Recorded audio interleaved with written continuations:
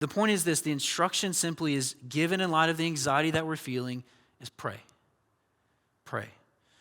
And when you pray and when you ask God, we should do so in such a way that is confident that he will answer perfectly, and therefore create thanksgiving during that time of prayer. Thanking him in advance, because he will not give you what you think that you need, but what God knows that you need. And so it's a good thing that we should consider to leave our time of prayer literally thinking about, looking for, in hopeful expectation that God heard me. I'm excited. What's he going to do? How is he going to answer? Right? Leave your time of prayer excited to watch God move. And so why pray though? Paul says in verse 7, he says, "In the peace of God, which surpasses all understanding, will guard your hearts and your minds in Christ Jesus."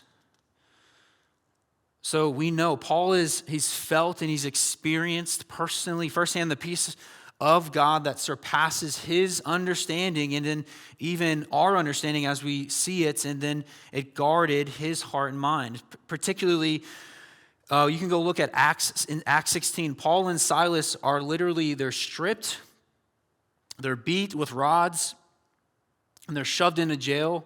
And the response in Acts 16:25, it says that Paul and Silas were praying and singing hymns to God. They got stripped, they got beat, they got thrown in jail, and then they decided to pray and sing hymns to God.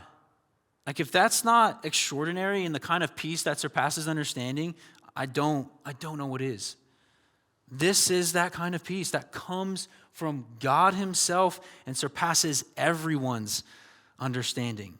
This is the kind of peace that comes from God, and it guards their hearts and minds, and we can tell. We see it. It's obvious. Why? They start singing to God after they got beat and thrown into jail. And so I want to be cautious, though. I want us to see that the heroes in the story, or the hero here, even in that text, and the experiences that we may have personally, it's not them, it's not us. The hero is not Paul, it's not Silas, it's God. It's God. And clearly it is God that their rejoicing depends on. Has to be. And it's the cause for their singing. God is the one who provided the peace. God is the one who guarded Paul and Silas's hearts and minds.